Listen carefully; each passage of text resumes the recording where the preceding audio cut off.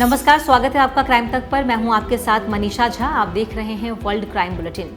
7 अक्टूबर को हमास ने इजराइल पर हमला किया। म्यूजिक फेस्टिवल में जिस तरीके से हमला किया गया वो आपने देखा, और कैसे लोगों को बंधक बनाकर, लड़कियों को, बच्चों को बंधक बनाकर हमास के आतंकवादी अपने साथ ले गए, वो भी आपने देखा।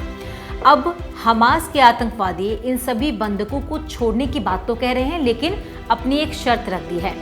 हमास ने इजराइल के सामने 70 बंधकों की रिहाई के बदले शर्त रखी है कि संघर्ष विराम में पूर्ण युद्ध विराम शामिल होना चाहिए और गजा पट्टी में हर जगह सहायता और मानवीय राहत की अनुमति दी जाए। यानी कि अगर वो बंधकों को छोड़ेगा तो उसके बदले इजराइल को जंग को रोकना होगा और पूरी तरीके से रोकना होगा, और वहाँ पर जो लोग पीड़ित है, परेशान हैं, या फिर जो लोग जंग में घायल हो गए हैं, वो जो काम है उसको आगे बढ़ाना होगा। अस्पताल जो है वहाँ पर पूरा इलाज देना होगा। मानवीय सहायता जो है वो पूरी तरीके से लोगों को देनी होगी। जंग के 40वें दिन एक तस्वीर सामने आई और इस तस्वीर को देख के पूरी दुनिया हैरान है। हमास जहां पर जिस संसद में कार्यवाही करता था, जहां बैठकर पूरी प्लानिंग करता था, उस संसद में इजरायली सैनिकों ने अपने देश का यानी इजराइल का झंडा फहरा दिया है, इजराइल का झंडा लगाया है।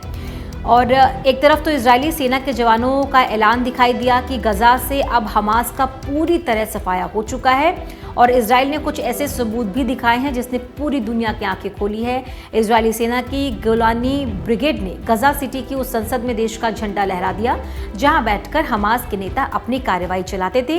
इस जीत के बाद गोलानी ब्रिगेड के सैनिकों ने जश्न भी मनाया। यानी कि इससे आप ये समझ सकते हैं कि गजा पर जो अटैक इजराइल की तरफ से अब किया जा रहा था, या फिर फायर बैक जो किया जा रहा था, और जो दावा कर रहा था इजराइल की अब हमास का खात्मा हम कर रहे हैं, गजा जो है वो पूरी तरीके से तबाह हो गया है, उसकी तस्दीक या तस्वीर करती है जब गजा में जब हमास की संसद में इजरायली झंडा फहराया गया।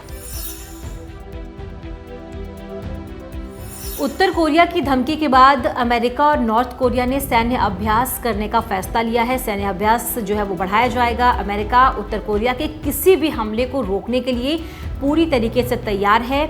अमेरिकी रक्षा मंत्री जॉन ऑस्टिन ने कहा है कि नॉर्थ कोरिया के हर हमले का जवाब दिया जाएगा।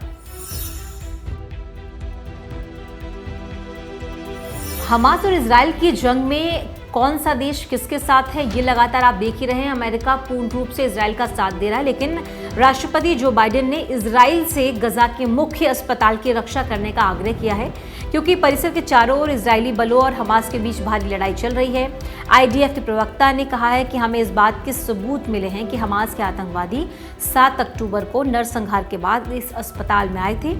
वहीं WHO ने भी अस्पताल में सैन्य कार्रवाई तुरंत रोकने की मांग की है, और अमेरिकी राष्ट्रपति ने कहा है कि गजा में जो मुख्य अस्पताल है उसकी रक्षा की जानी चाहिए। और अब अगली खबर भी अमेरिका से ही है, जहां अमेरिकी राष्ट्रपति जो बाइडेन की पोती की सुरक्षा में भारी चूक देखने को मिली है। 3 लोगों ने खिड़की तोड़कर नाओमी की कार में घुसने की कोशिश की। बचाव में सुरक्षा कर्मियों ने गोलियां भी चलाई। नाओमी अपनी सिक्योरिटी के साथ जॉर्ज टाउन में ही थी। कुछ लोगों ने उनकी SUV कार की खिड़की तोड़ने की कोशिश की, जिसके बाद सुरक्षा कर्मियों ने फायरिंग कर दी। और चलिए इसी के साथ वर्ल्ड क्राइम बुलेटिन में इतना ही। आप देखते रहिए क्राइम तक।